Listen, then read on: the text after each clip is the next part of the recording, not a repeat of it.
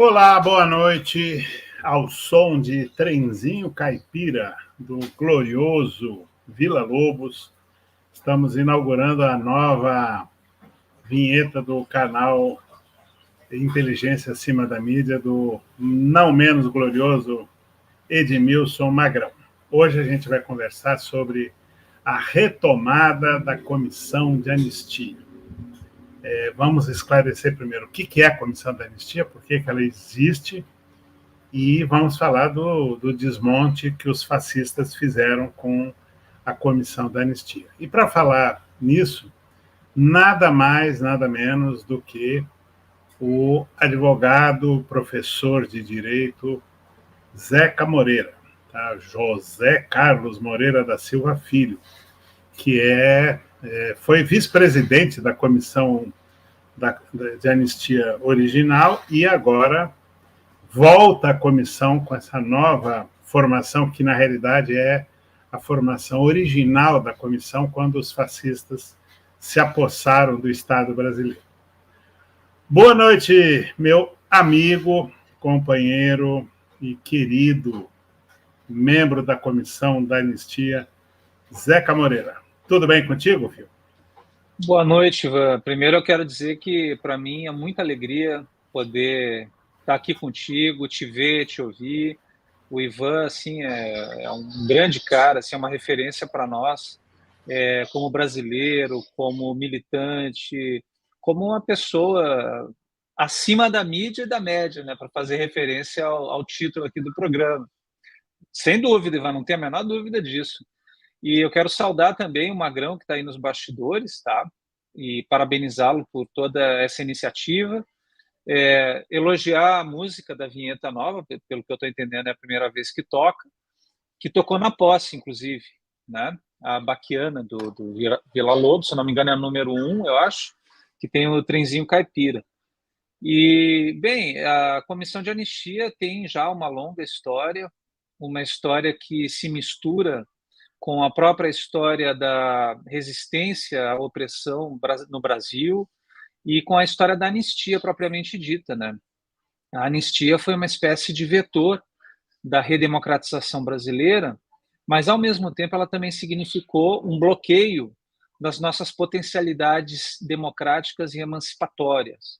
Então é interessante explicar, sempre que a gente vai falar de anistia no Brasil, por exemplo, para um público estrangeiro, eles têm dificuldade às vezes de entender, porque quando a gente vai em outros países, anistia é sinônimo de impunidade, né? É sinônimo de impedimento de investigação, de julgamento, de responsabilização. É algo que impõe um silenciamento, que impõe uma ideia de esquecimento, né? Só que no Brasil, a anistia ela foi uma bandeira de luta também, né? Uma bandeira de o que queria dizer o seguinte: estamos fartos de ditadura, estamos fartos de opressão e queremos a democracia, queremos escolher presidente, queremos publicar aquilo que quisermos, queremos ter a nossa participação política, defender o nosso credo, o nosso entendimento político, fim da censura, recuperação das liberdades públicas. Então, a anistia significava, sob o ponto de vista instituinte, popular, dos diferentes movimentos sociais que se organizaram no Brasil, sempre se organizaram, significava fim da ditadura, significava democracia. Jamais, né, por parte desses movimentos, significou anistia para torturador, significou impunidade para agente de Estado que pratica crime imprescritível e insuscetível de anistia, de acordo com o direito internacional, de acordo com a jurisprudência das cortes internacionais e de acordo com o que está dito nas duas sentenças da Corte Interamericana que condenaram o Brasil, o Estado brasileiro, né? Estado que é composto de executivo, legislativo e judiciário. Então, a anistia ela tem esse sabor meio ambíguo, no caso brasileiro, né? E eu estou explicando isso para primeiro explicar por que uma comissão de reparação, uma comissão estatal, cujo objetivo é reparar pessoas que foram perseguidas políticas, não só durante a ditadura, mas durante todo o período que vai da nossa última Constituição legítima, que foi a de 46, até a recente, que é de 1988. E houve uma série de violações também nesses períodos que não era exatamente o da ditadura. Então, é importante a gente falar nisso para entender por que uma comissão de reparação instituída com base num artigo da Constituição Federal de 1988, que é o artigo 8º do Ato das Disposições Constitucionais Transitórias, por que a nossa comissão se chama Comissão de Anistia, né? Tem muito mal entendido em torno disso. Né? Ô, Zeca, primeiro que a gente está aqui com a companhia honrosa de Vera Vital Brasil, que é a nossa querida amiga, companheira, que faz parte dos trabalhos da Comissão de Anistia Original, não a que a gente esteve durante esse período fascista, que fez parte daquele grupo de psicólogos que fazem o trabalho de reparação nessa área. Tá? É um prazerzão estar aqui com a Vera. Mas eu te interrompi pelo seguinte, é extremamente importante isso que você está falando sobre a palavra anistia, porque a própria esquerda brasileira não dá o devido valor ao processo de anistia. Foi como se os militares deram anistia. E não é verdade. A ditadura não queria dar anistia. Nós arrancamos, foi a primeira vitória política que as oposições tiveram contra a ditadura. Não se podia falar nem em Dom Helder Câmara, não se podia falar em Leonel Brizola, Luiz Carlos Prestes, Marighella, qualquer um desses.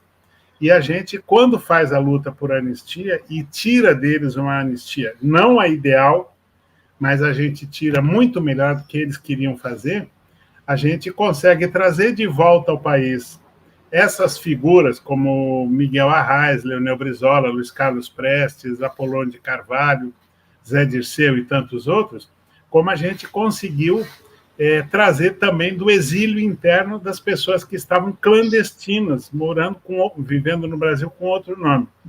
E a gente arranca isso, fazendo, inclusive, um desafio de fazer publicações sem submeter à censura. O direito de organização a gente passou por cima, o direito de manifestação pública que não podia, a gente conquistou na prática. Então, essas coisas são extremamente importantes para as pessoas não acharem que a anistia é uma coisa que a ditadura concedeu. A ditadura não concedeu nada, absolutamente nada. Nós arrancamos isso deles. Outra figura maravilhosa que está aqui com a gente é a Zenaide Machado de Oliveira, a nossa querida comandante Raquel. Quem manda um beijo muito grande para você, querida. Fundamental resgatar essa luta civilizatória. Reparação e justiça de transição são pilares do Estado democrático de direito. Aproveitando isso que a Zenaide coloca a questão de justiça de transição, que pouca gente liga uma coisa com outra, parece que a anistia é anistia, mas ela tem a ver com esse resgate aí. Ivan, deixa eu só antes reforçar uma coisa que você falou. Quem olha hoje para trás da anistia de 79 e tudo mais, esse processo, acha que assim, que é uma coisa que estava no horizonte, que estava fácil, né? Então, muito importante destacar isso. E eu quero destacar um ponto para ligar com o que a gente está vivendo hoje. Naquele cenário, havia uma disputa dentro da ditadura, né? Dentro das próprias Forças Armadas. Uma linha que era representada pelo Geisel e outros, que percebia a inevitabilidade de um final próximo, não se sabe exatamente quando, né, de que havia condições muito menos favoráveis para a manutenção da ditadura e que, enquanto eles ainda estavam no poder, eles tinham que investir numa transição para evitar que isso respingasse neles. Né? Do outro lado, tinha o Silvio Frota e uma galera em torno do Silvio Frota que não queria saber disso, que queria continuar a repressão, continuar com a violência. E os alunos do Silvio Frota, os militares que estavam no círculo do Silvio Frota, são os que estiveram no poder durante o governo Bolsonaro. Por isso, tanta ênfase, né, numa negação da história de violência da ditadura e numa tentativa de reescrita negacionista da história, que se projetou no que aconteceu com a comissão de anistia nesse período aí do governo Bolsonaro. Né? Pessoas que iam lá em busca de reparação, muitos idosos, muitas pessoas com sequelas das violências que sofreram exatamente porque lutaram e resistiram, eram tratadas como pessoas criminosas, como pessoas que estavam ali buscando um dinheiro que não lhes pertencia, e eram chamadas de terroristas, de criminosas, e ainda tinham que ouvir, né, aquelas pessoas dizerem que não houve ditadura, que tudo era ótimo, que era uma democracia que era importante, uma tentativa de justificar o injustificável, né? Então, é importante a gente lembrar dessas coisas para entender também melhor o processo que nós vivemos hoje. Porque se, por um lado, a luta popular pela anistia, e principalmente dos familiares, dos grupos de pessoas que estavam sendo perseguidas políticas, né? Ela foi fundamental para a gente ter a Constituição de 88, né? Foi uma sequência, anistia, direta já, Constituição de 88, democracia, vários avanços, e foi importante para isso. Por outro lado, a anistia que acabou sendo imposta pela ditadura no sentido de bloqueio das responsabilizações dos militares, dos torturadores, dos agentes estatais, fez com que esse pessoal aí do Silvio Frota sobrevivesse, continuasse passando as suas visões autoritárias, violentas e preconceituosas, elitistas, para os alunos, né? E que isso se espalhasse como uma praga, né? Como um vírus dentro das Forças Armadas. Vejam como esse assunto agora está batendo na nossa cara, né? Ou seja, as Forças Armadas não foram incomodadas, muito pouco se fez de reforma em torno disso, em torno da segurança pública de um modo geral, e se criou, na verdade, um ninho de serpentes, né? Que foi se alimentando, que foi crescendo, e que agora é um problema que não pode mais ser subdimensionado e não pode mais ser deixado de lado. É um problema de todos nós, não é só um órgão, uma entidade que vai lidar com isso, são todos, né? Imprensa, poder executivo, poder legislativo, poder judiciário, sistema educativo. A questão militar é importante para tudo isso, né? E a gente precisa responsabilizar, e aí esse é um dos motes, respondendo à pergunta que tu me pediste para tratar, Iva, da justiça de transição. Esse é um dos pilares da justiça de transição. E é preciso entender que a gente fala em justiça, a gente não fala em revanchismo, em vingança e coisas do gênero, né? A gente fala na importância de que um agente público que viola o direito internacional no seu sentido mais profundo, violando os direitos mais básicos das pessoas, ele não faz apenas um ato que o compromete como pessoa, como indivíduo, ao ser um criminoso. Ele compromete toda a estrutura institucional, porque para que um agente público faça isso, e isso fique normalizado, fique aceito, fique impune, é preciso criar uma série de estruturas de legitimação desse ato, que se apresenta na formação dos quadros de segurança, na construção de uma política de impunidade, na construção de uma cultura autoritária e violenta que permeia todos os órgãos do Estado brasileiro e que é reproduzido pela sociedade, né? Veja, por exemplo, muito bem lembrado aqui o Júlio Menezes colocou, o Toffoli ter chamado o movimento de 64 e não ditadura. O Toffoli ter dito que nós não deveríamos fazer como os argentinos. O Toffoli, né, não sei se vocês sabem dessa, todo mundo aqui sabe, mas em 2021, os comandantes, né, principalmente no Exército, quiseram e fizeram a celebração do golpe de 64, que começou em 31 de março, mas só acabou no dia 1º de abril. Só que a data de 1º de abril eles não gostam muito, porque lembra do dia da mentira, do dia dos bobos, o que cai como uma luva, na verdade, né? Mas então, no dia 31 de março, a hoje deputada Natália Bonavides entrou, sabendo que essa comemoração estava sendo anunciada, entrou com uma ação na Justiça Federal, lá no Rio Grande do Norte, e o juiz de primeiro grau proibiu, então, as Forças Armadas de celebrarem a ditadura. É uma coisa meio óbvia, mas o óbvio, o Brasil é o país do óbvio, tem que dizer sempre o óbvio, porque as pessoas às vezes não compreendem. Bem, aí houve o recurso. O recurso foi bater na segunda instância, o Tribunal Regional Federal, que também endossou a decisão do juiz de primeiro grau. Aí foi parar lá no Supremo. E o Toffoli autorizou a celebração do golpe dentro enfim, da caserna, dizendo que isso era um assunto interna corporis, que proibir a caserna de celebrar o que ela quisesse era impor uma censura sobre ela. Tadinho. Né? Então, assim, é uma coisa absurda. O Supremo Tribunal Federal, por uma decisão monocrática desse indivíduo aí que foi mencionado, autorizar a celebração da ditadura em pleno século XXI. É mais ou menos como os bolsonaristas tratam quando eles ofendem, eles agridem as pessoas, quando eles dizem que é direito de opinião. Então, a caserna pode comemorar o que quiser. Não pode, porque isso é comemorar um golpe de Estado, como não pode ir para a porta dos quartéis pedir golpe de Estado. É isso que está em jogo. E a gente hoje... Pode falar, Eva, desculpa. Não, a gente hoje está vivendo, eu acho que a gente está vivendo o período mais fecundo da política brasileira, porque tiraram as máscaras de todos. A ditadura foi extremamente corrupta, e a gente viu na pandemia os caras ganhando dinheiro com vacina, com as mortes.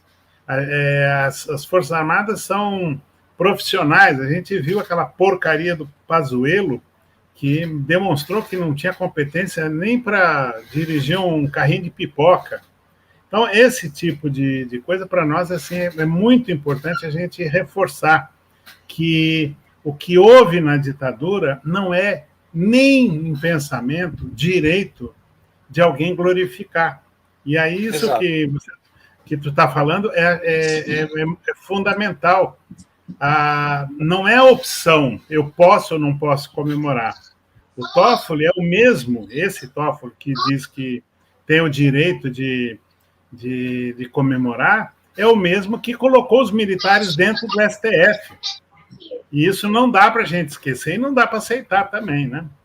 Exatamente. É algo muito lamentável e a gente tem aí pela frente, ao mesmo tempo que eu concordo contigo, é um período fecundo, porque caíram as máscaras, não só nesse nível, mas em todos, né? Eu mesmo sou professor de uma universidade, de uma faculdade de Direito, e ali a gente vê, por exemplo, que tem colegas que posavam até há pouco tempo atrás de pessoas democráticas, defensoras dos direitos humanos, e aí quando a democracia e os direitos humanos são violentamente e obviamente, né, de forma transparente, atacados por conveniência, por às vezes até por convicção fascista mesmo, muitos acadêmicos, né, e as ditas pessoas respeitáveis nos mais diversos lugares da sociedade foram lá e não, isso é normal, tá bom assim, não tem problema, isso são dois partidos aí que estão só com ideias diferentes, juízes, né?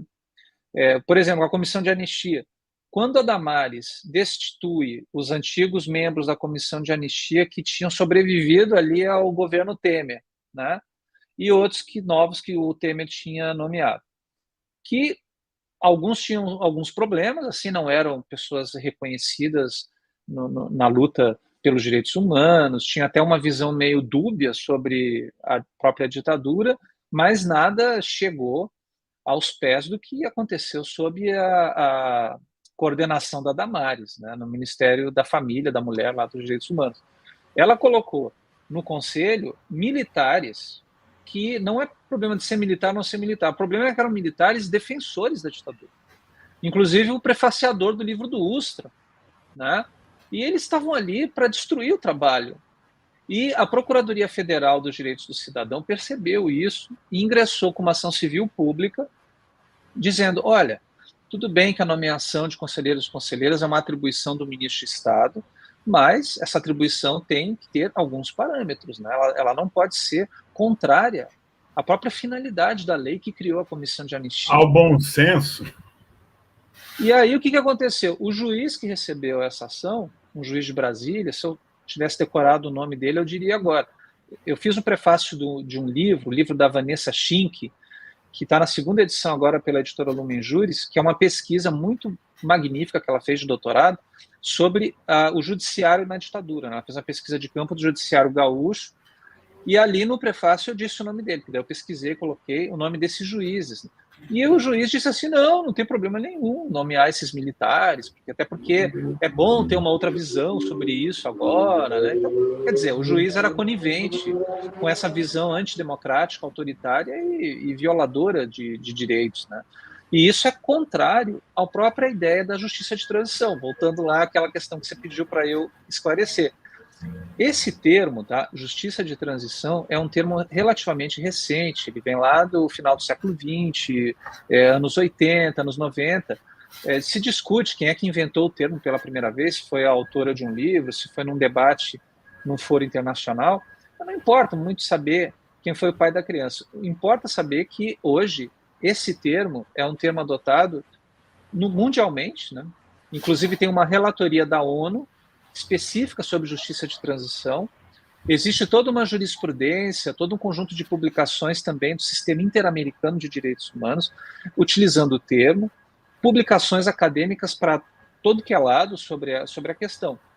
Então, assim, justiça de transição é, ao mesmo tempo, um campo de conhecimento, de investigação, de pesquisa, de construção de conhecimento, e também é um campo de práticas institucionais, que não se limitam apenas ao Estado, mas que também envolvem a sociedade civil. Ela aponta a ideia da transição de uma sociedade para uma situação de regime autoritário ou de prática de uma violência massiva na sociedade. Às vezes até situações de guerra civil podem se encaixar também na ideia de justiça de transição. Transição de uma situação como esta para uma situação onde isso diminua, para uma situação onde se busque o Estado democrático de direito e o respeito aos direitos humanos e, consequentemente, o mandamento básico da justiça de transição, que é o que não se repita. Então, por isso a importância do primeiro pilar da justiça de transição, que é a verdade. Mas não só a verdade, a memória. As duas coisas estão juntas, né? O direito à verdade, ele tem uma origem própria do direito internacional e envolve o direito, no primeiro momento, dos familiares saberem onde estão os corpos dos seus entes queridos que foram desaparecidos. Depois ela evolui para a ideia de se saber o que aconteceu, quem é que matou, quem é que torturou, quem é que prendeu, como é que aconteceu, por quê. E também de ter acesso a todos os documentos públicos produzidos sobre isso. Então, a questão do direito à verdade está sempre atrelada à questão dos arquivos, à busca de documentos, né? Formas que possam existir para você comprovar um determinado fato, um fato de violência. Então você tem uma visão assim um pouco mais objetiva, um pouco mais científica, documental dessa questão. Mas tem a outra que é fundamental, que envolve a memória, né? Porque a gente não vai saber tudo o que aconteceu nas suas múltiplas dimensões sem a memória das pessoas que se envolveram nisso. Principalmente aquelas que foram as vítimas. Vítimas aqui preciso esclarecer, no sentido de ter sofrido a violência, mas não no sentido de ser alguém passivo, né? Porque quem sofreu a violência do Estado sofreu por resistir, por atuar, por ter a ousadia, por ter a coragem, né? Por ter a dignidade de fazer isso, quando muitos não fizeram, né? Muitos se dobraram diante da força, diante do medo. Então, aqueles que resistiram, Zeca, como o Ivan, né? Zeca, a base da justiça de transição são os tribunais de Nuremberg, que fizeram exatamente isso. Revelaram a verdade do que foi o Holocausto, porque hoje tem gente até negando isso. Revelaram as vítimas e reverenciaram, porque não é só você reparar, é você dizer que aquelas pessoas estavam certas ao resistir. Elas não poderiam ser reprimidas, mortas e tudo mais. Tanto do nazismo quanto qualquer ditadura. E a gente precisa sempre lembrar disso, porque não é da cabeça da Ruth Teitel, que inventou, atribuem a ela esse nome, ou Kofi Annan, que assume como secretário-geral da ONU esse termo. Mas é você ter uma preocupação em revelar a verdade, os fatos, para que ninguém diga que os campos de concentração não aconteceram, que o DOI-CODE não era um centro de tortura e extermínio, e reverenciar as pessoas que lutaram, as entidades também, porque você tem todos os sindicatos brasileiros foram invadidos, os prédios foram saqueados, tanto em dinheiro quanto a documentação. Então, precisa ser lembrado que essas entidades tinham existência antes da ditadura e tinham existência legal, não era uma organização clandestina simplesmente. Agora, a última fase é o que a gente está vivendo hoje, que é a fase de punição, que não pode ter anistia para essa gente. E aí é que eu gostaria de te ouvir com esse último detalhezinho da justiça de transição. Como é que fica a questão da punição aos criminosos?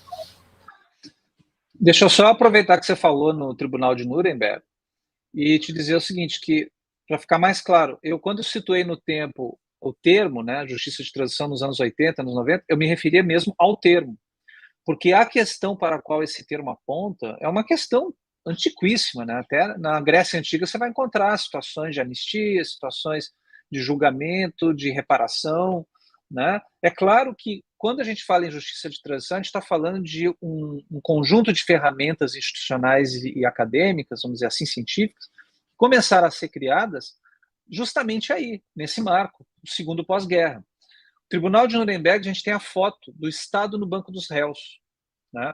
E naquele tribunal, inclusive, o foco maior foi sobre a questão documental. Foi mais associado à ideia de direito à verdade. E, subsequente, né, a questão da justiça, de julgar, de considerar culpado e condenar, né? Mas a dimensão da memória, do reconhecimento das vítimas, que também foram lutadores, de se dar espaço para o seu testemunho, isso teve mais lugar mesmo, por exemplo, no julgamento do Eichmann, que foi nos anos 60. Ali, as vítimas estavam lá, falaram, o promotor ele fez referência ao que isso significou para todo o povo judeu e para um grande coletivo de pessoas, se quis exaltar, se quis destacar isso. Então, essa é uma outra dimensão que também é fundamental, e as duas juntas são indispensáveis, né? Então, a gente falou direito à verdade e memória... Zeca, antes de você passar para isso... Não, desculpa te interromper. Só para a gente esclarecer, né, de quem a gente está falando, né? O Eichmann, que você cita, né? Adolf Eichmann, era o homem do Holocausto. E ele escapou de ser capturado logo após a Segunda Guerra, se escondeu na Argentina, e o serviço secreto israelense, né, que, atendendo ao pedido do movimento anti-holocausto, que era comandado pelo Simon Wiesenthal, né, localiza o cara lá na Argentina e eles fazem uma operação de captura, porque o Eichmann ele era protegido do Estado argentino. E eles sequestram ele lá, botam dentro de uma caixa, levam para Israel e apresentam ao público dizendo: nós vamos julgar esse cara. Que é a base dos livros da Hannah Arendt, que é toda a reflexão que é feita de conhecer a verdade. Então, vamos ouvir esse cara aqui para ele dizer o que ele tem a acrescentar. E vamos reverenciar os nossos mortos, que é o Museu do Holocausto que tem lá em Israel. Então, a figura do Eichmann é exemplar para mostrar: não tem perdão, não vamos perdoar e vamos alcançá-los sempre que for possível. E ele foi levado para lá e foi julgado assim publicamente, com direito à defesa, que eles nunca deram, e fizeram a desmontagem da versão nazista do que foi o Holocausto, né, o chamado Holocausto. A Meg está falando aqui uma coisa interessante: as Forças Armadas foram convidadas pelo Barroso para fiscalizar as eleições. Será que também foi um erro? Sim, foi um erro, porque quando você pergunta para o militar o que você acha, você está deixando ele dizer o que ele acha. O militar tem que obedecer à Constituição e ponto final. Desculpa te interromper, mas eu faço questão de explicar quem é esse Eichmann para a gente poder dizer: não tem perdão, não tem anistia. Ivan, muito bom sempre te ouvir, pode me interromper quando você quiser, né? E realmente a questão do que você mencionou aí do Eichmann é importante realmente esclarecer, dizer quem ele é, né? Às vezes a gente fala, meio passa batido, porque já tem algumas coisas como pressupostos, mas é sempre bom a gente pontuar e esclarecer, né? Aqui a questão, tem um autor chamado Derrida, por exemplo, que ele faz uma diferença que eu acho muito interessante. Ele trabalha um pouco essa palavra perdão, né? Dizendo assim, perdão é uma coisa pessoal, né? É uma coisa que cada pessoa tem, e às vezes quando a pessoa decide perdoar não tem nenhum motivo, nenhuma razão, nenhuma condição. Isso é pessoal, é indevassável, na esfera íntima de cada um. Agora, quando a gente vai para o plano de uma sociedade, para o plano institucional, a gente já não fala de perdão, não deveria falar de perdão propriamente, né? A gente tem que falar da necessidade de responsabilização, independentemente da pessoa. Pode ser até que a pessoa se arrependa, que vai ser ótimo para ela, inclusive, tá? Mas aquela pessoa que, na posição institucional que tinha, praticou o que praticou, e com a conivência de todo um aparato, de toda uma estrutura institucional, ela tem que ser julgada para que sinalize claramente para a sociedade que isso não pode mais ser tolerado, que isso não pode ser normalizado, porque sempre que se permite esse tipo de violação e nada se faz, a gente está abrindo a porta para que isso volte a acontecer outras vezes. O fundamental da ideia de justiça, da ideia de responsabilização, é exatamente esse aspecto institucional, né? É indispensável. Inclusive, em termos científicos, você tem que diferenciar um crime de Estado de um crime comum. Uma pessoa que vai lá, sequestra outra para obter um resgate, é um criminoso comum, marginal, fora da lei. Quem está lá sequestrado, às vezes, quer sair do sequestro e encontrar o quê? Um agente de segurança que o salve daquele cativeiro. Agora, a diferença, se é o agente de segurança quem faz o sequestro, como é que fica? E ainda a mando do Estado, acobertado por quem está no poder. Quem está numa situação dessas só tem duas alternativas, né? Ou vai para a clandestinidade ou vai para o exílio, porque não tem amparo institucional. E isso a Hannah Arendt fala muito, essa autora, Hannah Arendt. Né? Ela diz assim, nada escandalizou mais os defensores de direitos humanos do que se deparar com alguém que era só humano. Quer dizer, não era judeu, não era... Judeu era, porque não tinha Estado, né? Mas não era alemão, não era brasileiro, não era estadunidense, não era francês, não era inglês, não tinha nacionalidade, não tinha um sistema jurídico que o protegesse, não era reconhecido como tal. Uma pessoa que é perseguida política pelo seu próprio Estado, ela está numa situação assim, dentro do Estado, não tem a quem pedir socorro, tem que sair ou ficar escondido. Né? E são duas opções terríveis, né, de quem é perseguido nesse nível. Então é um fenômeno científico completamente diferente. E aí a importância da memória, né? A memória não é só o testemunho daqueles que estiverem envolvidos, a memória também construir uma cultura que sensibilize as pessoas para os dramas, para as motivações, para as vicissitudes que todas essas pessoas que ousaram lutar contra a opressão tiveram, porque só assim a gente aprende o valor dessa luta, né? Construindo espaços de memória, ressignificando nomes de ruas, nomes de monumentos, estabelecendo essa história no ensino público, no ensino privado, construindo manifestações culturais em torno disso. Tudo isso está dentro da ideia de memória. E são 4 dimensões da justiça de transição: direito à verdade e à memória, reparação, que daqui a pouco a gente fala mais, vou terminar falando mais da comissão de anistia, né? Justiça, que é o que a gente estava falando aqui, que de acordo com o direito internacional, você pode discutir qual é a pena. Né? Tem cada contexto vai fazer isso, por exemplo, agora lá na Colômbia, né? Aquele conflito das Farc com o Estado colombiano e as Forças Armadas, os milicianos, né? As forças paramilitares. Se no acordo de paz da Colômbia, porque a Colômbia é um caso sui generis, né? Numa guerra civil praticamente, né? Que continuava, aqui sim pode dar para usar a palavra guerra, né? Porque você tinha forças que mais ou menos se equivaliam em termos bélicos, né? Teve que se fazer um tratado de paz que estabeleceu, não, a gente não vai dar anistia, porque se a gente der anistia, estamos violando o direito internacional, Estado de Direito, etc.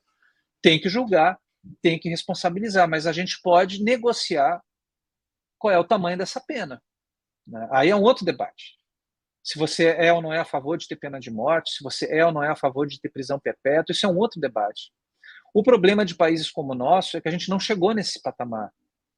A gente não chegou no patamar de discutir pena, punição, coisas do gênero, porque a gente sequer consegue instaurar um processo penal contra alguém que praticou um crime na ditadura. O Ministério Público Federal tem tentado. Foram dezenas de ações até agora. Né? Só que o Poder Judiciário é muito resistente, o Poder Judiciário brasileiro, a adotar essa pauta da responsabilização, que é a justiça. A entender que o sentido da anistia ele é um sentido muito mais amplo do que aquele que a ditadura quis empregar para a ideia de impunidade. A gente assistiu no ano de 2010 o Supremo Tribunal Federal basicamente reproduzir o mesmo entendimento que a ditadura tinha para a anistia de 79. Isso é algo muito ruim para nós. Pelo menos a gente tem o alívio de saber que não fizeram coisa julgada, mas sentaram em cima. Né? A gente está uma década, pelo menos, ou mais, com esse processo parado, com parecer favorável do Ministério Público, da PGR, e com duas ações, né? E ainda com duas decisões da Corte Interamericana. A gente teve, né, Ivan, uma condenação até agora, uma coisa assim, não sei se deram conta, mas é inédito na história do Brasil. Isso foi em 2021, se eu não me engano, que é no caso do Edgar Aquino Duarte, né, o Carlinhos Metralha, né, que você conhece, né, Ivan? Esse cara, né? Eu sou testemunha nesse processo do Carlinhos Metralha, né? Então, e ele foi condenado. Eu acho até que ele foi condenado porque o advogado acabou não entrando com habeas corpus no Supremo, perdeu o prazo, não sei o que houve. Porque normalmente, quando acontece uma situação assim, eles vão lá, recorrem para o Supremo vai lá e tranca. Aconteceu isso com todas as outras ações. Mas com essa, não. Então, a gente tem, finalmente, uma sentença condenatória de um crime da ditadura. Se continuar o Poder Judiciário como tal, eles vão acabar reformando. Isso é um problema para nós. Né? Eu acho que essa questão está avançando no Poder Judiciário. Eu tive a oportunidade, por exemplo, de fazer 2 cursos sobre justiça de transição na Escola da Magistratura Federal, né, da primeira região, cheio de juízes federais, foi um debate muito bom que a gente teve, e eu acredito que muitos ali já vão pensar com outra cabeça, né? Já vão olhar com outros olhos para esse tema. E a gente tem o 4º pilar da justiça de transição, que é esse também que o Brasil não fez, né, em grande parte, que é a reforma das instituições, né? Principalmente as instituições de segurança, Poder Judiciário também, tanto que essas são as mais reticentes a fazer a justiça de transição no Brasil. Forças Armadas, polícias, né, e Poder Judiciário. Não teve uma verdadeira democratização na estrutura desses órgãos, dessas instituições. Eles têm um modelo muito parecido ainda com o modelo da ditadura, né?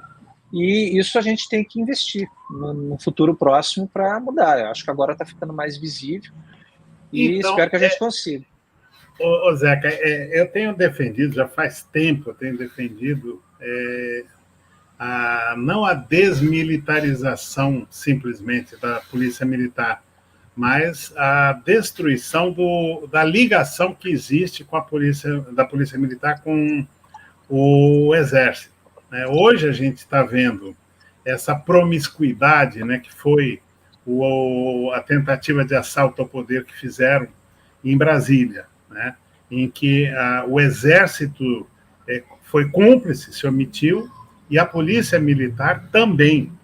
Né? Foi preciso a autoridade moral do presidente Lula e se negar a fazer a tal de GLO, né, que é a garantia da lei e da ordem, que seria ele abrir mão do poder e entregar para os militares. Ele foi perfeito em não aceitar isso. Né? Agora, essa ligação, pouca gente sabe que tem uma lei de 83, que o último ditador, que foi o João Batista Figueiredo, ele cria a vinculação, oficializa a vinculação das PMs com o Exército, que é a Lei 88777/83, que atrela as Forças Armadas e as PMs de um modo que quebra o pacto federativo. O IGPM, Inspetor-Geral das Polícias Militares, que é um general de exército com assento no Estado-Maior do Exército, ele é que diz se pode ou não nomear o comandante da PM. Não é o governador apresenta o nome e ele diz pode nomear ou não pode nomear. Se o Exército dá a chancela para nomear, cabe a pergunta, quem é que vai se opor ao Exército, se ele é que disse que pode nomear? O governador apenas assina a portaria nomeando. Agora, a verdadeira chancela é dada pelo Exército.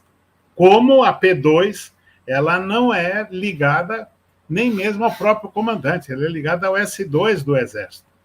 E essa lei, lamentavelmente, nenhum governo democrático mexeu. Ela ainda está em vigor. E ela ainda faz o treinamento dado pelo Exército para os oficiais e os praças, por conseguinte, e ela dá, o Estado-Maior do Exército, esse IGPM, Inspetor-Geral das Polícias Militares, dá a orientação operacional. Então, tudo que a gente viu das PMs no Brasil inteiro, que é um modus operandi idêntico, não foi invenção do comandante daquela PM. É orientação do Exército para jogar gás lacrimogêneo, gás pimenta, bater nas pessoas, cercar, voo rasante de helicóptero e tudo mais. É o Exército que faz. Isso daí a gente precisa quebrar. Então, para nós, assim, é fundamental aproveitar este momento, como eu estou dizendo, que eu acho que é um momento fecundo da política brasileira, que até descobriram que tem direita e esquerda, que até descobriram que tem o comunismo, a gente aproveitar isso para fazer uma grande reforma e tirar esse poder de intervenção do Exército na vida cotidiana da nossa sociedade. Eu queria te perguntar um negócio, para a gente poder dar uma amarrada.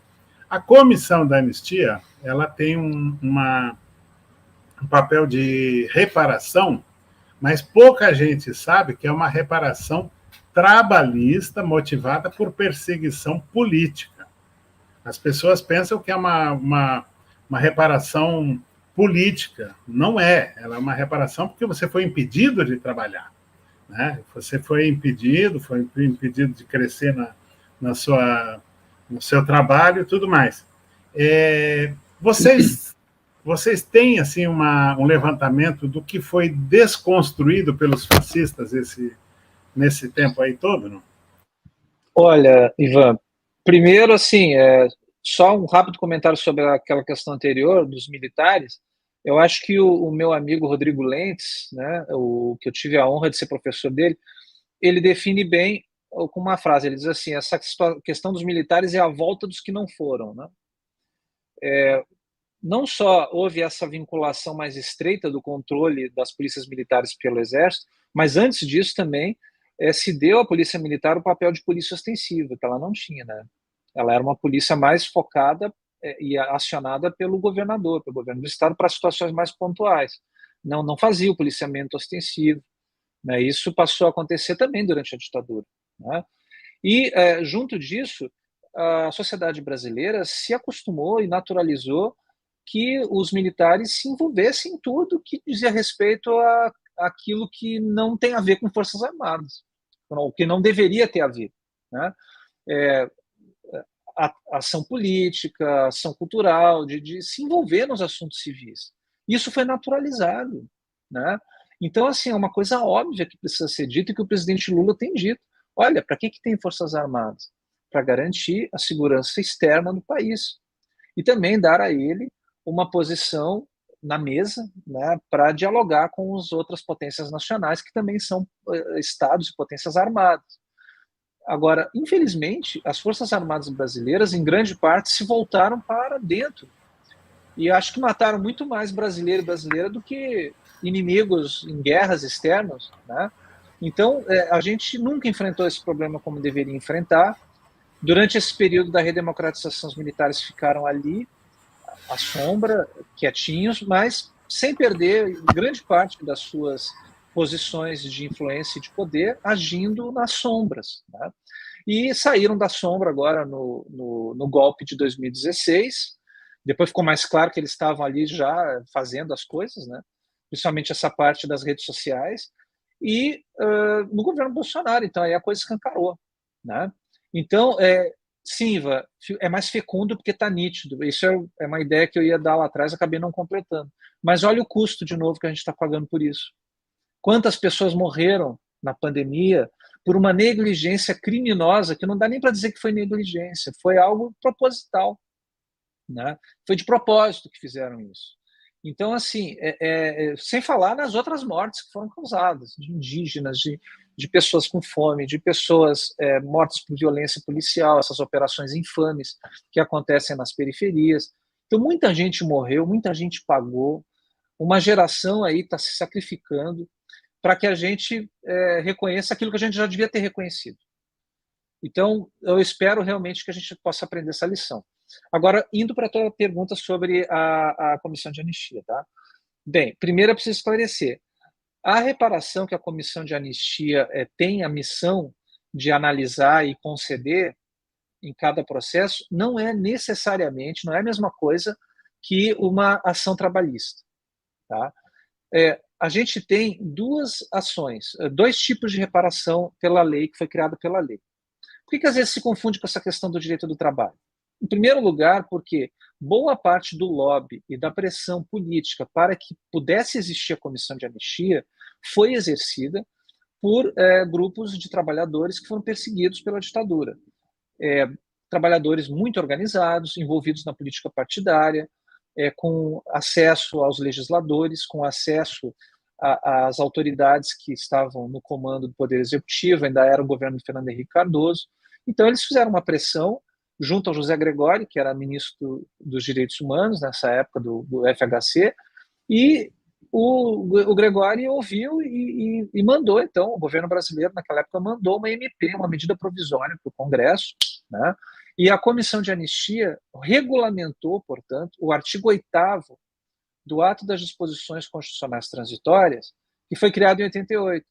Só que a regulamentação só veio em 2001. Foi um tempo que demorou. Nesse tempo foi criada, por exemplo, a Comissão Especial de Mortes e Desaparecidos Políticos, em 1995, que também é uma comissão de reparação. Só que é uma comissão de reparação voltada aos familiares, porque o foco são aqueles que foram mortos e os que estão desaparecidos. E também o foco era mais associado ao direito à verdade, de buscar documentação, de buscar comprovar outros casos que não estavam na lei de pessoas que foram desaparecidas ou que foram mortas pela ditadura, né? Não tinha tanto essa dimensão da memória testemunhal que passou a ter na comissão de anistia, por exemplo. E a comissão de anistia ficou, então, com a incumbência, depois da medida provisória de 2001, que, se eu não me engano, era 2.151 o número dela, e depois ela virou a Lei 10.559 de 2002. Essa lei, ela procura cobrir várias outras formas de violação além do desaparecimento e do assassinato, quer dizer, do assassinato com desaparecimento e do assassinato sem desaparecimento. Tortura, prisão arbitrária, censura, expulsão de órgãos públicos, expulsão de universidade, e aí vem a questão trabalhista. Boa parte da perseguição promovida pela ditadura se deu nesse campo, no campo do trabalho, no setor público e no setor privado. Foram milhares, dezenas de milhares de pessoas que foram demitidas por serem consideradas subversivas ou por terem relação supostamente com alguém que era supostamente subversivo. E isso em todos os campos, né? Então isso também ajuda a explicar por que a demanda por reparação ela veio de pessoas que tiveram a perda do seu trabalho por conta disso, por conta do seu envolvimento político, ou até tem gente que inclusive nem tinha envolvimento político, mas foi visto como subversivo pela ditadura. E esse é o critério da reparação. Ver se o governo brasileiro da ditadura, o Estado, né, a ditadura, viu aquela pessoa como alguém que deveria ser perseguida politicamente. Então se criaram duas modalidades de reparação pecuniária. Preciso dizer que a reparação não se limita a isso. Agora está se falando muito no conceito de reparação integral, né? A gente sempre falou, mas agora está aparecendo um pouco na mídia essa questão também. A reparação integral, ela envolve, né, não só essa questão pecuniária, ela envolve reparação psíquica, reparação da saúde da pessoa, reparação da dignidade política dela, reparação também tem um caráter coletivo, né? Ela repara também toda uma coletividade, instituições podem ser reparadas, como aconteceu numa caravana da anistia que teve no Rio de Janeiro, na qual estava lá o ministro Tarso Genro, estava lá o Paulo Abrão, que então era presidente da comissão de anistia, e foi doado um terreno para que a UNE reconstruísse a sua sede no Rio de Janeiro, que tinha sido queimada pela ditadura logo nos primeiros dias. Então isso foi um gesto de reparação que tinha um forte caráter simbólico e é uma reparação coletiva para os estudantes, para essa entidade que é a UNE. Então a reparação tem várias dimensões, tá? E a própria lei que criou a comissão de anistia, ela não traz apenas a reparação pecuniária. Tem ali a declaração de anistiado político, por exemplo, que é uma declaração que diz assim, olha, o Estado violou os seus direitos e você tem direito a ser reparado. Ou seja, o Estado errou com você. E essa declaração, ela é tão importante que ela passou a ter um ritual em torno dela, depois de um tempo de trabalho da comissão de anistia, que era o pedido de desculpas. Tem até um filme que foi dirigido pelo Luiz Fernando Lobo, do Armazém da Utopia, que se chama Eu Me Lembro, que está disponível no YouTube. O Ivan é artista, é estrela nesse documentário. Né? Fala bastante, fala muito bem, inclusive. E ali o pessoal independente da sua gozação dizer que eu sou artista, eu presenciei uma caravana da anistia em Minas Gerais, lá em Belo Horizonte, que foi uma emoção muito grande. Eu acho que você estava lá também. E um dos casos que foram analisados foi de uma associação de ajuda mútua de uma cidadezinha chamada Frutal. Lembra disso, não? Eu lembro de Frutal, que eu já passei por lá, mas eu não me lembro de... Acho que eu não Foi uma emoção muito grande, porque assim, aquelas pessoas eram pessoas trabalhadores, eles se juntavam e faziam uma cotização para construir a casa do fulano, compravam, faziam compras e todo mundo se beneficiava porque o produto era mais barato, porque comprava em grande quantidade e tal. Quando houve o golpe, né, o assalto ao poder em 64, os milicos invadiram Frutal, simplesmente, com a intenção de acabar com aquele foco comunista, como eles chamavam. E aí prenderam todos, o padre foi reclamar, foi preso, o prefeito também foi preso, só o fazendeiro, o latifundiário, que não foi preso em defesa dessa associação de auxílio mútuo. Quando o Paulo Abrão, que era o presidente da comissão, abre a palavra para eles falarem, todos velhinhos, muito velhinhos, eles só um conseguiu falar. Os outros choravam copiosamente porque eles estavam finalmente diante do Estado que ia pedir desculpas para eles. E aí quem falou ele falou assim, o único comunista ali era eu. O fulano é evangélico, o outro é espírita, o outro é da Igreja Católica. E a gente fazia ajuda entre nós, trabalhadores. E nos colocaram nessa situação. Nós éramos chamados de comunistas, os nossos familiares eram achincalhados, porque nós éramos taxados de terroristas, de não sei mais o quê. E ele fala, o fulano está ali chorando, ele não consegue falar. A emoção tomou conta de todos nós ali, todo mundo chorava, emocionado com a emoção daquelas pessoas que pela primeira vez estavam ouvindo o Estado reconhecer que tinha errado. A mesma coisa aconteceu quando vocês fizeram a caravana no Araguaia, em que os camponeses diziam assim, eles fizeram todos os massacres possíveis, a gente não tinha para quem recorrer. E hoje vocês vêm aqui para falar para nós que nós não estávamos errados. Isso é uma emoção muito grande. Então, assim, eu estou dando esse testemunho porque eu acho que é fabuloso o que a gente viu nessas caravanas, que era sair de dentro do salão do Ministério da Justiça e ir para o local onde as pessoas atuavam, onde as pessoas existiam. Isso foi um trabalho magnífico de reparação e memória ao mesmo tempo, né? Isso que eu ia dizer. Assim, não existe nada que substitua você testemunhar isto. Testemunhar assistindo uma pessoa que sofreu uma violência como essa que você descreveu, falando ou chorando. Não interessa se a pessoa não consegue falar. Só de você perceber a emoção, você passa a sentir essa emoção, e isso ensina sobre vida democrática, sobre cidadania, sobre direitos humanos, mais do que qualquer coisa. Mais do que livros escritos por pessoas muito inteligentes a respeito do assunto, você ter o privilégio de ouvir o testemunho de pessoas que viveram a história desse modo, revela dimensões que nenhuma outra forma você consegue acessar. É por isso que eu sempre digo que aqueles como você também, Ivan, por exemplo, né, e tantos outros, vão publicamente, seja numa audiência como esta, seja num documentário, seja num programa como esse que a gente está fazendo, e falam publicamente sobre a experiência que vocês tiveram. Isso é um ato que eu costumo dizer, é um ato de generosidade. Generosidade com quem ouve e com o país, né? Porque esse aprendizado é o mais importante. E isso é o que me deixa muito orgulhoso de ter feito parte desse trabalho da Comissão de Anistia e de poder voltar agora, né?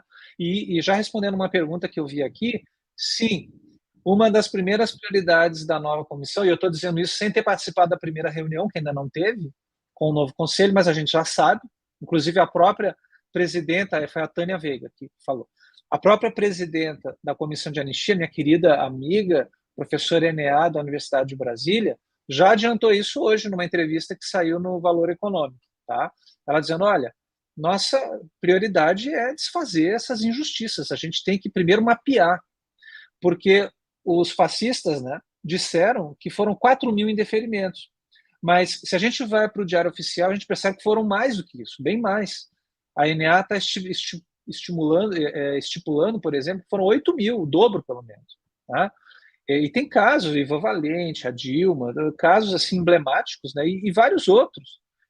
Eu participei alguns meses atrás de uma live lá do 247 que envolvia uma dessas pessoas, o César, cujo o sobrenome agora dele eu não estou lembrado, que é um jornalista que foi preso junto com a esposa, e ambos sofreram torturas, a esposa foi violentada junto com ele, foi uma coisa horrorosa que aconteceu, e eles receberam lá uma carta da Comissão de Justiça dizendo, olha, infelizmente está indeferido, porque vocês não...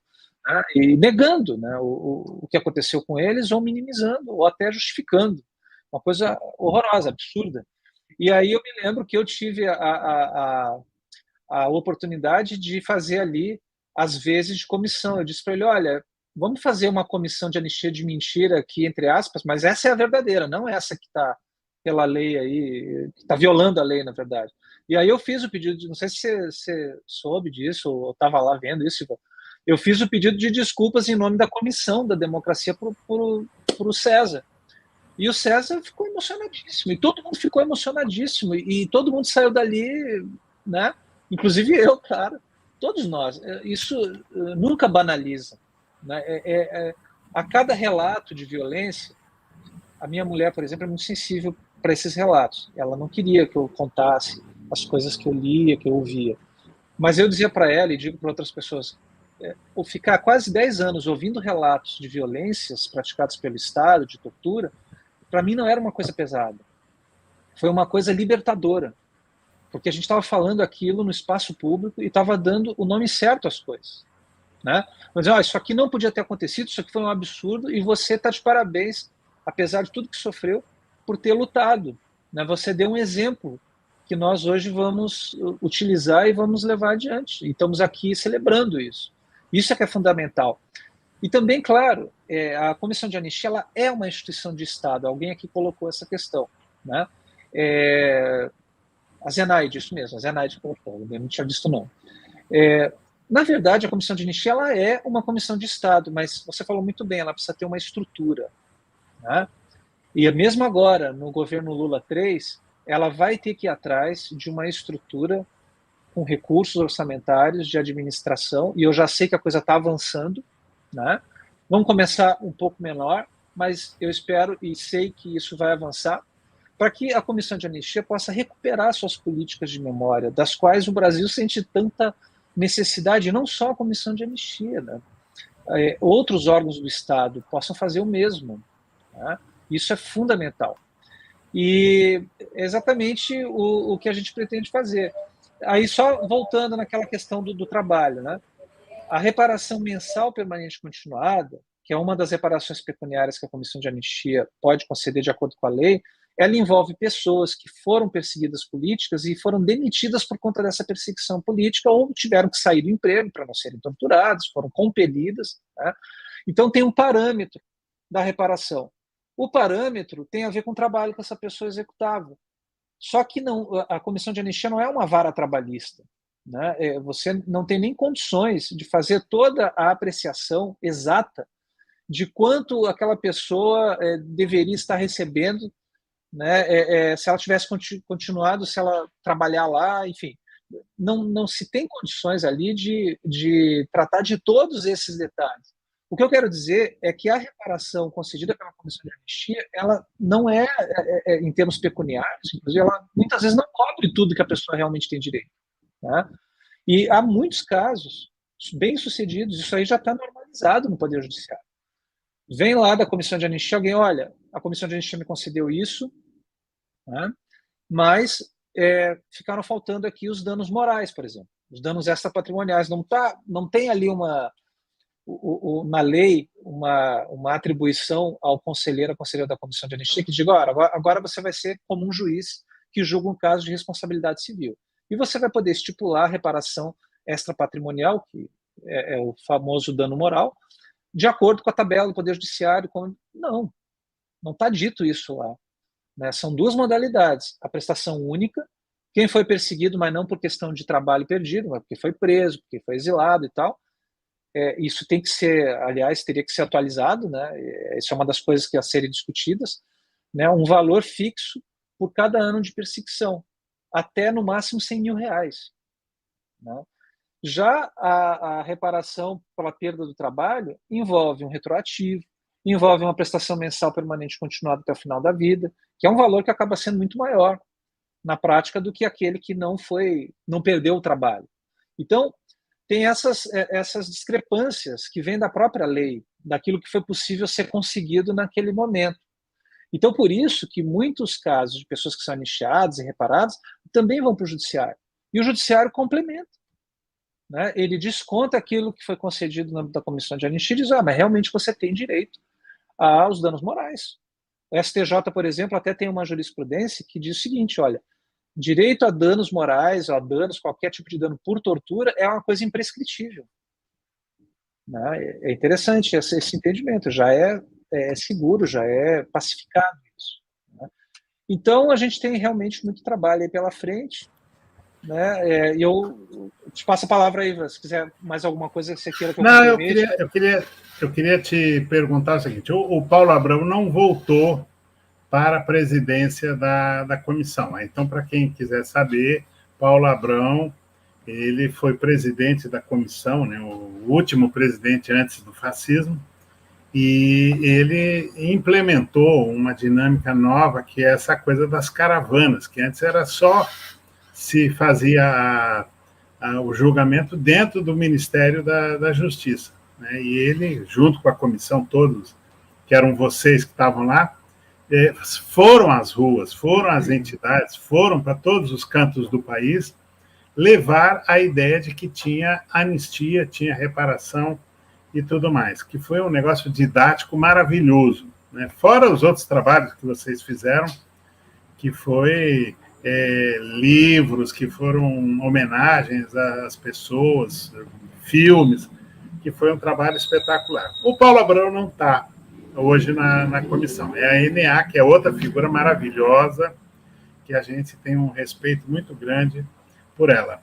Vocês já se reuniram para traçar um cronograma, pelo menos, de retomada, porque vocês estão fazendo, como a gente chamou aqui no programa, a retomada da Comissão de Anistia. A ideia é retomar, porque os fascistas tentaram, de todos os modos, destruir. A Comissão de Mortos e Desaparecidos, eles decidiram passar por cima da lei e encerrar os trabalhos, que também é criada por lei, não poderiam fazer isso. Mas a Comissão de Anistia, eles não conseguiram chegar a esse ponto. Vocês já têm alguma coisa conversada? Vocês já se reuniram para retomar o trabalho? Como é que está isso?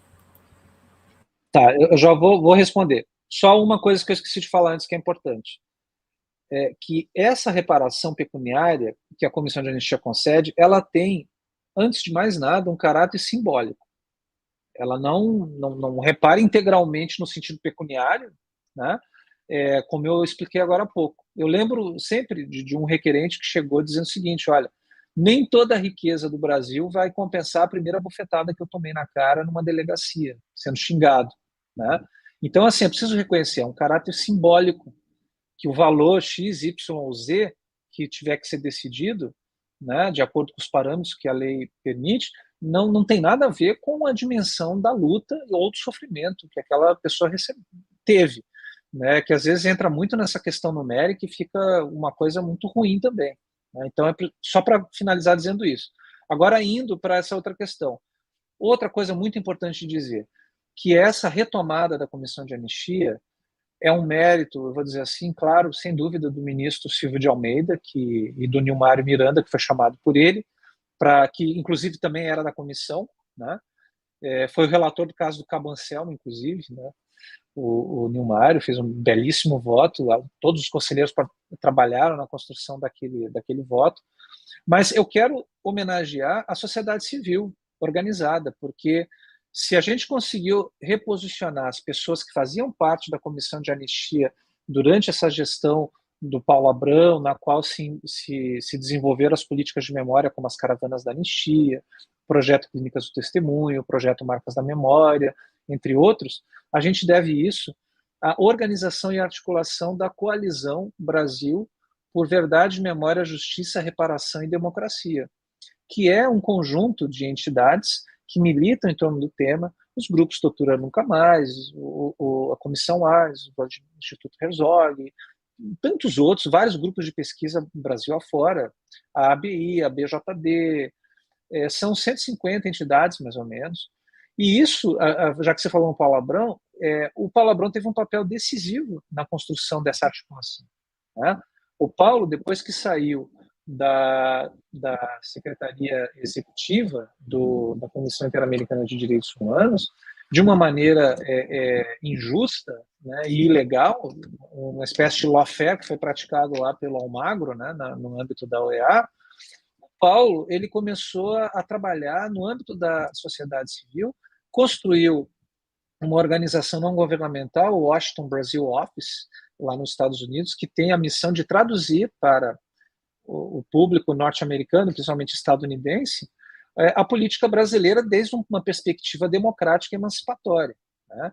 Fez articulações importantíssimas, inclusive, para que logo que concluísse as eleições do ano passado e o Lula se sagrou vencedor, que os Estados Unidos reconhecessem imediatamente essa vitória diante do cenário perigoso que nós vivíamos aqui. Mobilizou também agora essa organização, se eu não me engano, 40 e poucos parlamentares dos Estados Unidos dizendo assim: a gente não pode acobertar um criminoso como o Bolsonaro aqui, né? Tem que extraditar esse cara, tem que tirar ele daqui dos Estados Unidos, não vamos passar pano para ele aqui não, né? E o Paulo, então, ele teve esse importante papel, e nesse momento, não vou falar aqui por ele, né? Claro, ele é que tem que falar, mas eu entendo, percebo que ele está percebendo que ele tem agora uma missão muito importante a cumprir nessa posição que ele está, né? Que é membro de uma organização da sociedade civil atuante. E aí, se ele voltasse para a comissão de anistia, isso ia ser algo talvez um pouco conflituoso para esse papel que ele assumiu agora, né? Então, mas ele foi decisivo, não só ele, toda a coalizão. O que aconteceu então? A coalizão escreveu um documento, né? E também eu tenho que reconhecer o trabalho das pessoas da coalizão na equipe de transição. Na equipe de transição estava lá a Nadine Borges, estava lá o Marcelo Shoa, né? Tinha mais alguém que agora estou esquecendo. Desculpa, tá? Mas, enfim, tinha outras pessoas da coalizão que estavam lá dentro do grupo de transição. É uma pauta que a gente sabe que tem resistência, tanto do lado da direita quanto do lado da esquerda, uma pauta indigesta para lidar com os militares, por exemplo, porque nunca ninguém lidou, né?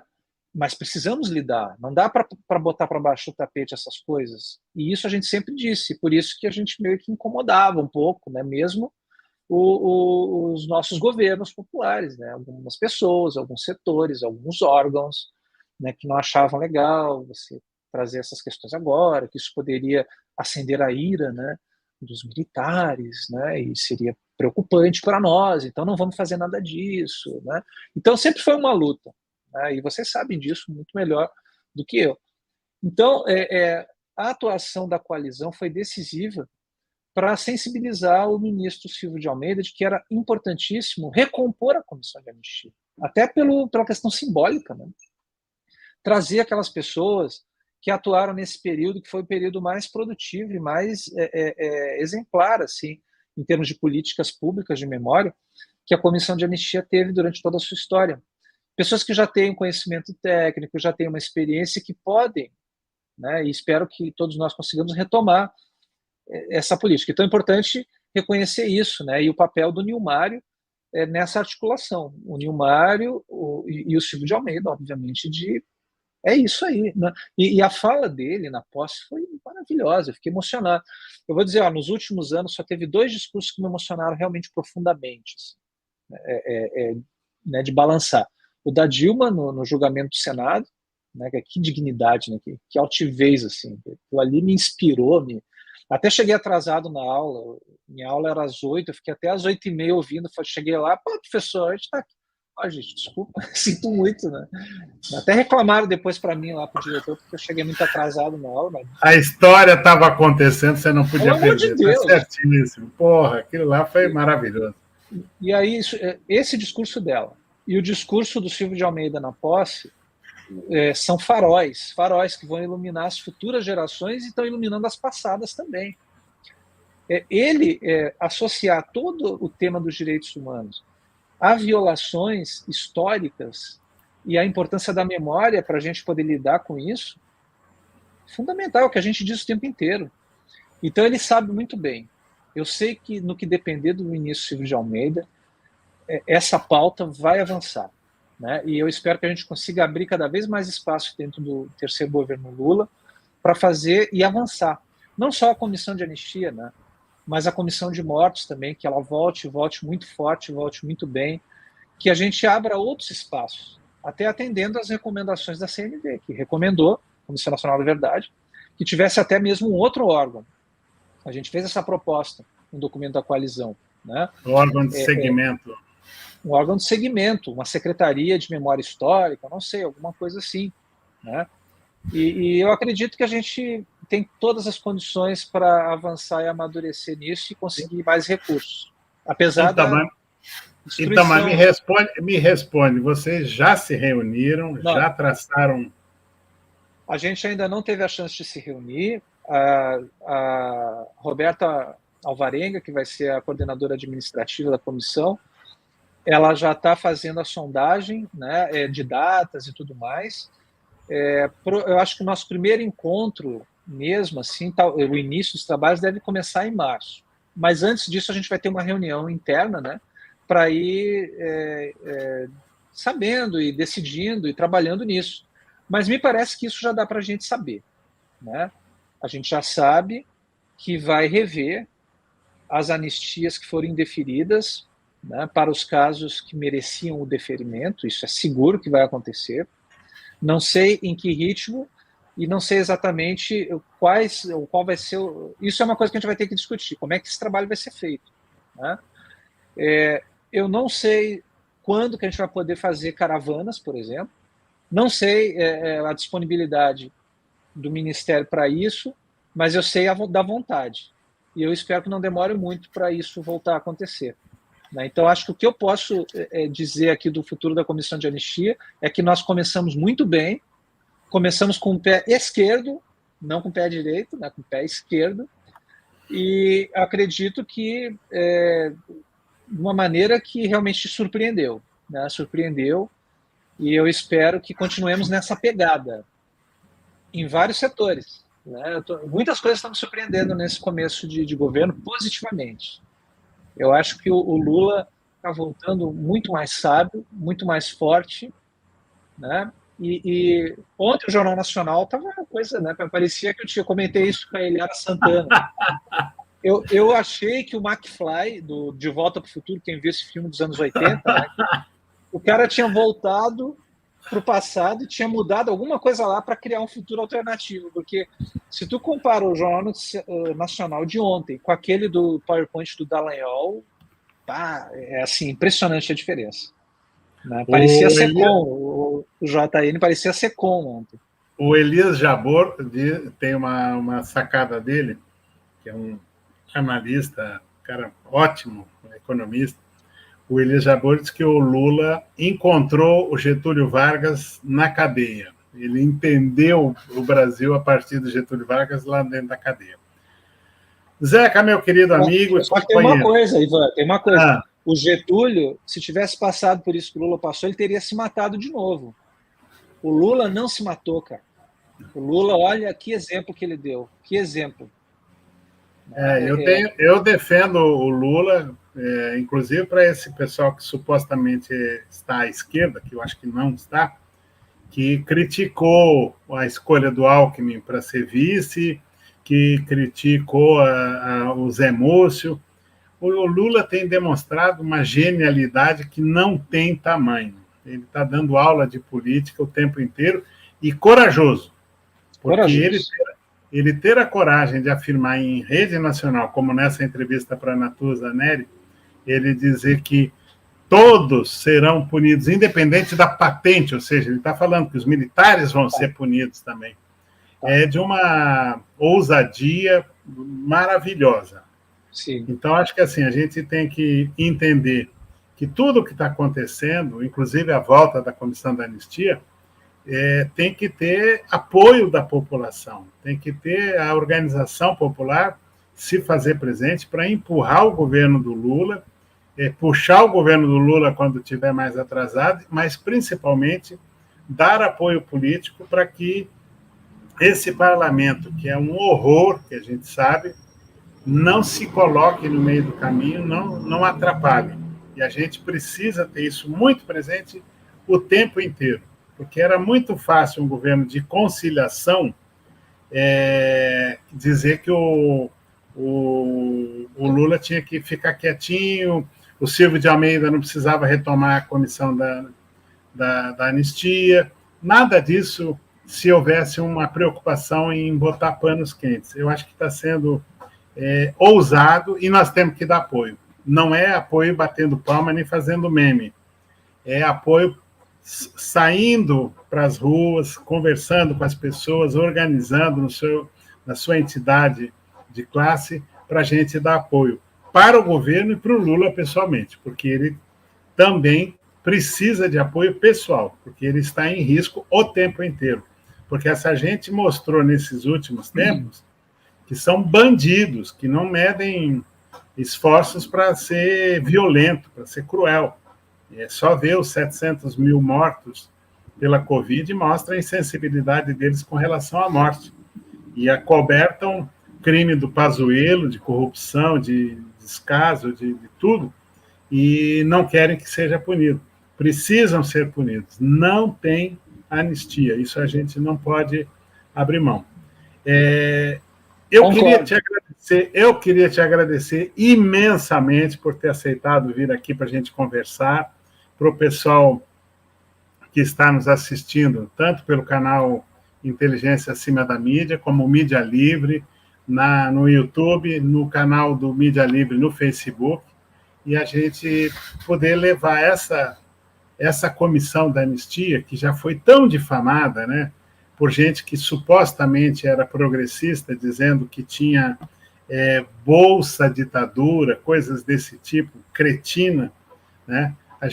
Hoje a gente tem uma retomada para mostrar que a punição aos torturadores não era coisa de revanchista, do mesmo jeito que punição para os golpistas, para os fascistas e para os corruptos que por 6 anos nos infernizaram, não é coisa de revanchista, é necessidade histórica, necessidade democrática. Zeca, meu amigo, companheiro, você com a palavra, por favor. Eu só tenho a agradecer, Ivan, pela oportunidade de poder estar aqui contigo, né? A gente sempre teve uma convivência assim das mais ricas, né? Eu aprendi e continuo aprendendo muito contigo. Tu és uma das minhas referências aí e quero, na tua pessoa, homenagear todas aquelas pessoas que tiveram a ousadia, a coragem e a dignidade de lutar contra a ditadura e de continuar lutando, né? E que lutaram agora contra esse regime autoritário do Bolsonaro e de todos aqueles que estão em volta deles, né? Então, assim, se a gente pode hoje ter uma democracia e lutar por ela, é por causa de vocês, né? E eu só tenho realmente a agradecer e a admirar e dizer que podem contar comigo sempre, né? Como parte dessa luta. Maravilha. Queria agradecer a todas e todos que participaram aqui, não só assistiram, mas participaram e colocaram as suas opiniões, que o Magrão na técnica foi colocando aqui na tela para a gente ver, e dizer que uma frase que parece antiga, mas não é, ela é sempre atual. A luta continua. E, portanto, nós estamos aqui. Eu e o Zeca, que somos amigos há de muito tempo, temos uma admiração recíproca muito grande, a gente continua na luta e espero te ver pessoalmente numa reunião do CASC em breve. CASC é Comissão de Assessoramento da Sociedade Civil, não é isso que Isso, então, acompanhamento. Acompanhamento. Que reúne várias pessoas, o filho do Prestes, o filho do Marighella, o filho do João Goulart, todas as pessoas que têm algo a dizer, e a gente estava junto com esse pessoal, e a Comissão de Anistia em particular. Zeca, manda um beijão para a NA, para todas as pessoas, a Rita Cipai, que é minha amiga dos tempos de cadeia, todas as pessoas que compõem essa comissão, fundamental para a nossa sociedade. E estamos juntos e vamos em frente, porque a luta continua, com certeza. Obrigadão. Um abraço, querido. Um abraço para todos vocês. Boa noite a todos. Até mais. Tchau, tchau.